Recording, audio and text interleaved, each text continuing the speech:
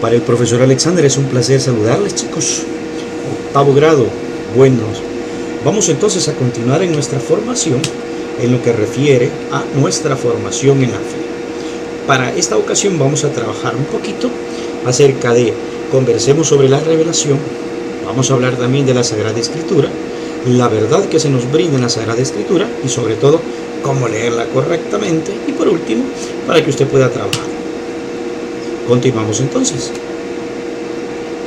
La pregunta siempre viene, ¿a qué nos referimos nosotros con revelación? ¿Qué es eso, profesor? Pues mire, revelación, cuando nosotros hacemos referencia a ella, por acá se lo digo, pero se lo comparto. Ojo, referencia es única y total sobre la revelación divina y sobre su misterio de amor y misericordia para con el ser humano. Es decir, que estamos haciendo referencia a cómo Dios, en el transcurso de todo el tiempo, Él se sigue revelando a nosotros y nos sigue dando a conocer su amor, su misericordia y sobre todo, Él es quien sale a nuestro encuentro. Y la pregunta es entonces, ¿qué revela Dios al hombre, profesor? Pues mire, por acá le dijo que usted pueda leer un poquito, le recuerdo y le comento que esto está tomado del Catecismo de la Iglesia Católica en los numerales, del 50 al 53 y del 68 al 69, un poco resumido, oiga. Dios, en su bondad y sabiduría, se revela al hombre. No es el hombre quien solamente busca a Dios, sino que es Dios en su infinita bondad, en su infinito amor, quien sale al encuentro del hombre. Y es el mismo quien ha dispuesto de todos los medios para que el hombre le vaya conociendo paulatinamente. Continuamos. Por medio de acontecimientos y palabras, se revela a sí mismo. Es decir, Dios, por medio de estos acontecimientos y palabras, Él se va revelando y va revelando el designio de su benevolencia, que Él mismo ha preestablecido desde la eternidad, ojo con esto, en Cristo en favor de todos los hombres. Profe, pero ¿y eso, o sea, cómo es que se va dando? Pues mire, cuando acá nos habla acerca de acontecimientos, hace referencia a todas aquellas veces en las que usted lee la Sagrada Escritura y, por ejemplo, en el libro del Génesis, hace referencia a uno de sus primeros acontecimientos maravillosos. ¿Y cuál es ese? Es la creación de todo cuanto existe. Profe, ¿y eso es un acontecimiento? Por supuesto que sí, porque es Dios mismo quien se está dando a conocer y le está enseñando a usted y a mí, soy yo el creador de todo y no hay más nadie más que solo Él.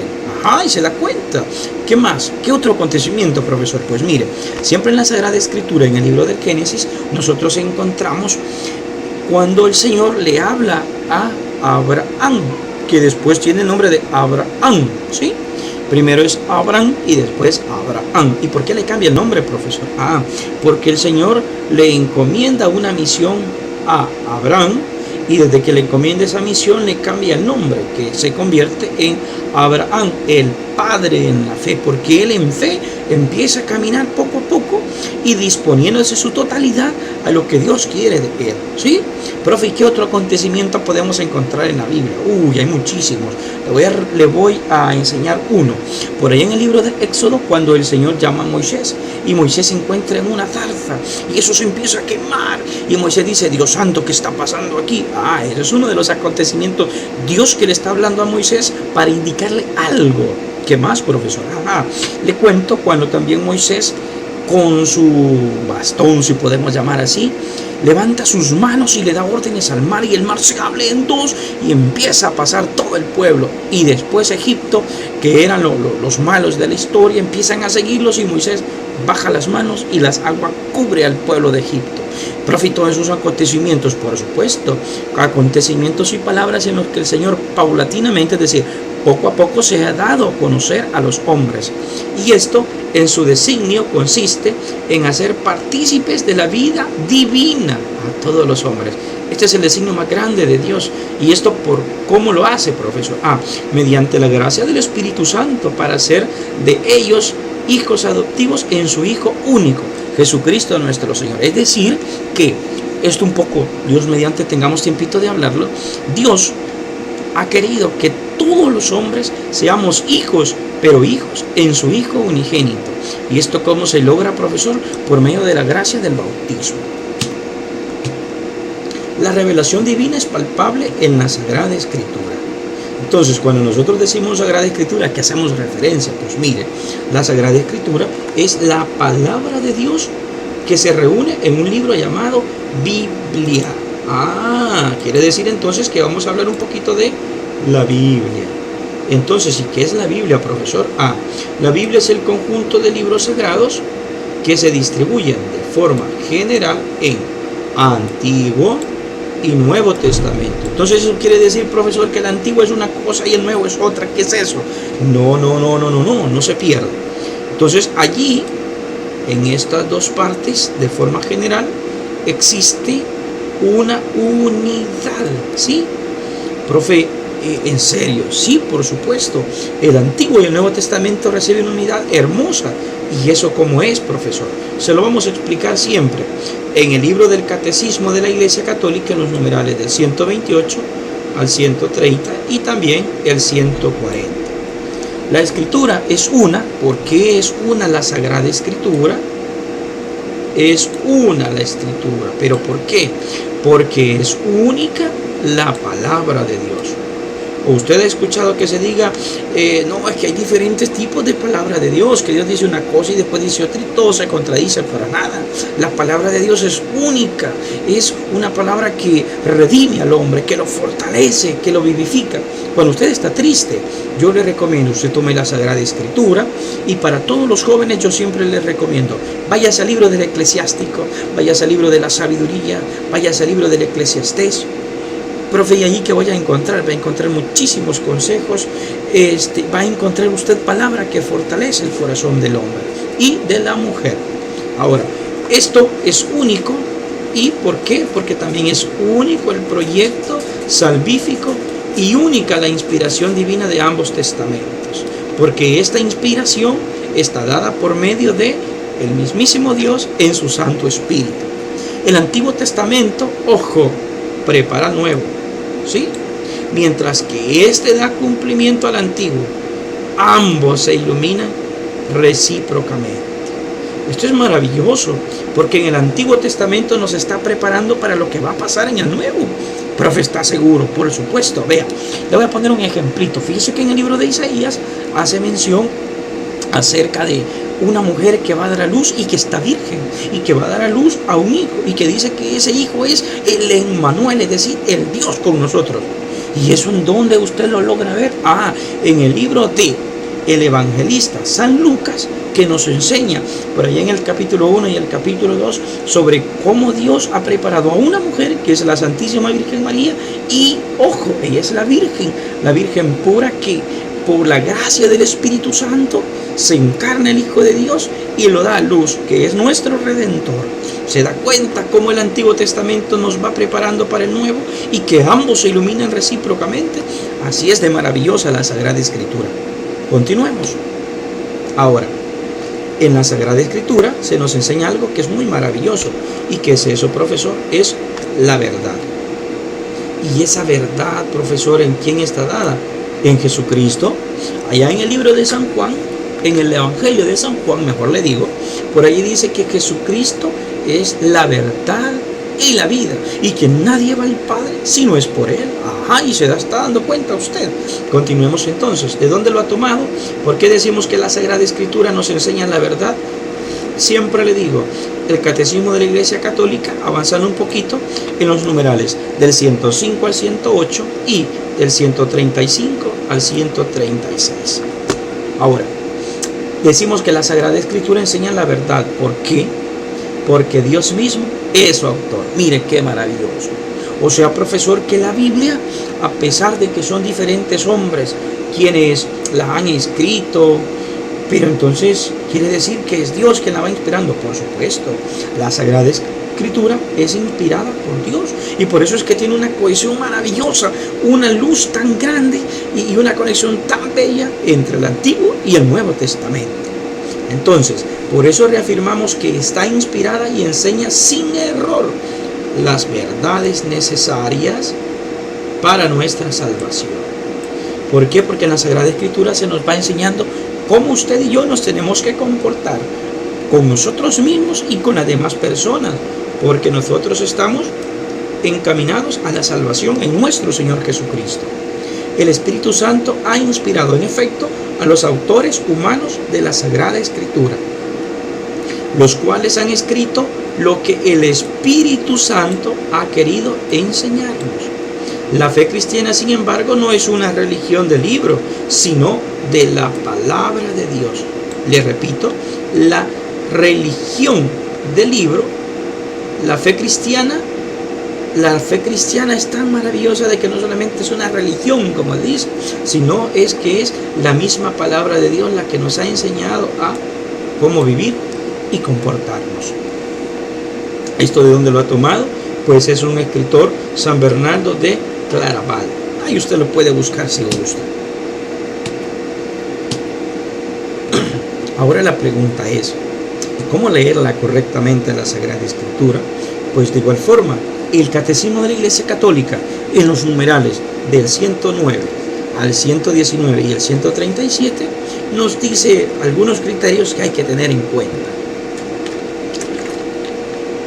Debe de ser leída e interpretada, ojo, porque no se lee así por así, con la ayuda del Espíritu Santo y bajo la guía del magisterio de la Iglesia. Profe, cuando usted dice magisterio, ¿a qué está haciendo referencia? Pues mire, el magisterio de la Iglesia es nada más y nada menos las personas encargadas, el Papa y los obispos, para irnos enseñando las verdades de la fe que, ojo, están inspiradas en la Sagrada Escritura. Como por ejemplo, ¿qué nos enseña la Iglesia con respecto al don de la vida? La Iglesia dice que el don de la vida se debe de respetar desde su concepción, es decir, desde que un hombre y una mujer se unen en una relación sexual y el óvulo y el espermatozoide se unen. Desde ese momento hay que cuidar el don de la vida, nos enseña la Iglesia. Profe, ¿y eso de dónde sale? Eso está inspirado en la Sagrada Escritura. O sea, la Iglesia no está enseñando nada de lo que la misma Sagrada Escritura nos esté dado. ¿Qué más nos enseña? Dice el magisterio de la Iglesia que, por ejemplo, fíjese usted allá con el aspecto de cómo vivir la fe. Dice la Sagrada Escritura que la fe se vive en su culmen en la Sagrada Eucaristía, es decir, en la Santa Misa. Profe, ¿y eso dónde está? Eso usted lo puede encontrar en los Hechos de los Apóstoles y también en la primera carta del apóstol San Pablo a los Corintios. Allí está donde la Santa Misa es el culmen de la vida cristiana, ¿se da cuenta? Continuemos entonces. 3 criterios le decía. Ojo, atención al contenido y a la unidad de toda la Sagrada Escritura. No se lee por separado, como quien dice por conveniencia. No, eso no se hace así. Luego, lectura de la Escritura en la tradición viva de la Iglesia. Siempre nos vamos a estar apoyando con respecto a lo que la Sagrada Tradición, lo que en la Iglesia se nos va enseñando. Y luego, respeto de la analogía de la fe. ¿Qué es eso? Es decir, de la cohesión entre las verdades de la fe. Es decir, que usted no puede leer la Biblia fuera de las verdades de la fe. Como por ejemplo, dice la sagrada enseñanza de la Sagrada Iglesia, que nosotros, es cierto, para salvarnos necesitamos fe, y solamente la fe en Jesucristo es la que nos va a salvar, porque solo Cristo salva. Eso la Iglesia lo enseña siempre. Pero, dice la Iglesia, también hay personas que interceden por nosotros, que son los santos. Dice la Iglesia también que para nosotros salvarnos, es necesaria la fe, pero esa fe tiene que estar activa. ¿Y cómo tiene que estar activa la fe? Pues en las obras de misericordia que usted y yo debemos de hacer para con nuestro hermano. ¿Y de qué sirve entonces decir solo creo en Dios si cuando usted se le acerca a una persona no es capaz de ayudarle? ¿De qué sirve la fe que usted diga yo voy a la iglesia y creo en Dios si cuando alguien le hace daño a usted no es capaz de perdonarlo? Se da cuenta. Esas son verdades de fe. Continuemos. 7 beneficios de leer la Biblia. Yo se los dejo a usted. Pausa el videíto y pues le va a servir bastante. Léalos por favorcito. Por último, entonces, yo le decía, hay una tareita. Rápidamente se la comento. En la tarea se le comparte a usted un link, que es este. siempre hablando de la Sagrada Escritura. Y de allí va a sacar usted todo cuanto el profesor lo está comentando. Nuevamente le pido que haga un breve resumen, pero ese breve resumen lo va a hacer específicamente del numeral 3, de lo que se trata este link, en la parte que dice división numérica de la Biblia. De allí usted va a sacar ese breve resumen. ¿Qué más va a hacer? En el literal B, según los tiempos de Jesús y aún en los nuestros, es decir, los judíos clasifican las Sagradas Escrituras en 3 partes. ¿Cuáles son? Usted allí lo va a encontrar en el numeral 4. Ahí describa en qué consiste cada una de esas partes. En el literal C, le vuelvo y le digo, siempre en el numeral 4, describa cómo dividimos la Biblia nosotros actualmente. Y por último, en cuántas lenguas se escribió la Biblia.